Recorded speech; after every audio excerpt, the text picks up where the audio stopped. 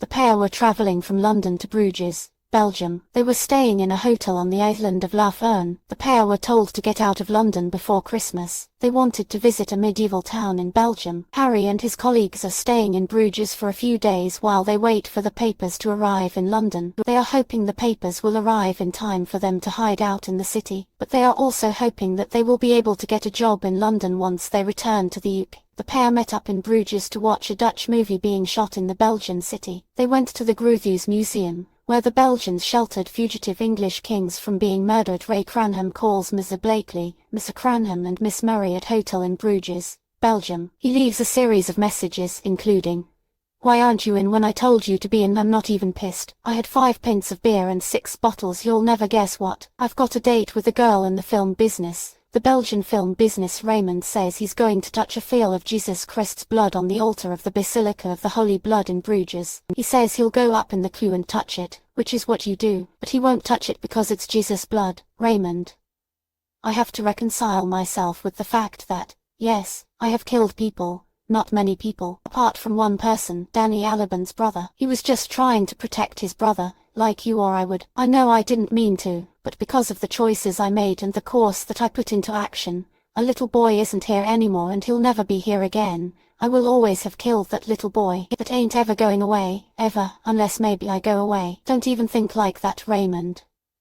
I saw your midget today. He's on a lot of ketamine. I sold it to him. You can't sell horse tranquilizers to a midget. This movie, I think it's gonna be a very good one." Of course there hasn't. There's never been a classic movie made in Bruges. Harry calls his girlfriend Chloe and asks where she's been. She says they've been out for dinner and had pizza at Pizza Hut. Harry asks if Ray is having a wee or a poo in the toilet. Chloe says he's gone off because he hit a cow. Harry says he would never hit a woman. It's like a fairy tale, isn't it, that place? Yeah.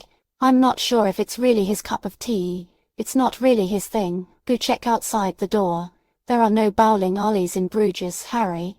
As soon as he got into like the old town proper and he saw the canals and the bridges and the swans and that, well, he just fucking loved it then. Couldn't get enough of it. It was just that initial dual carriageway thing sort of put him off for a second. I'm glad we were able to give him something good and happy, because he wasn't a bad kid, was he, Eric? Put the gun down, get down on your knees and open your mouth. Don't start being silly. Exactly at what point was it that all skinheads suddenly became poofs? Used to be, you were a skinhead, you just went around beating up. Now it seems a prerequisite to be a fucking bumboy. Why did you come tonight, Chloe? I can't see, I swear it. Stop whinging like a big gay baby. I haven't had a shag in months. Chloe Chaching talks about his time in Bruges and his new girlfriend. Says his date involved 2 instances of extreme violence and 1 instance of her hand on my cock and my finger up her thing, which lasted all too briefly. She ain't my girlfriend. She's a prostitute. Didn't know there were any prostitutes in the right places. Amsterdam is just a load of bloody prostitutes, isn't it?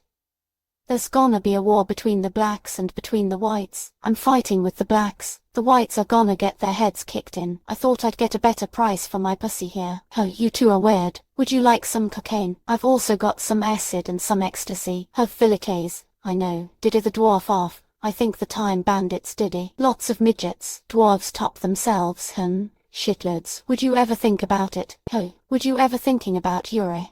Ken and Ray meet up in the Conington Estrid Park to discuss the murder. If I were to murder a man, I would murder him here, says Yuri. You were gonna kill yourself. I'm allowed to, says Ken. I wasn't gonna go through with it, Ray, says Ray. Ken asks Ray if he is going back to England. Ray replies, I want to be a dead man. I killed a little boy, then save the next little boy. Ken says he will give Ray some money and put him on a train somewhere. Ray says, you're not getting that gun back. It's a bloody girl's gun. I'm keeping it, Harry. It's Ken. Listen to this noise. Do you know what that is? Yeah, I know. You know it's a train. Ray just got on and he's alive. And he's well. And he doesn't know where he's going. And neither do I. So if you need to do your worst, do your worst. Harry Waters was shot in the eye with a blank gun while robbing a man in a park. He now cannot see from this eye ever again. Eric, his friend, told him it was all his fault for being a poof. Harry says he would have killed himself if he had killed a little kid. He says he has the capacity to change. The only thing that's gonna change is you're gonna become an even bigger cunt, he says. I'm glad I got to see it before I died. I didn't mean to be taking the piss out of it being a fairy tale place. It really is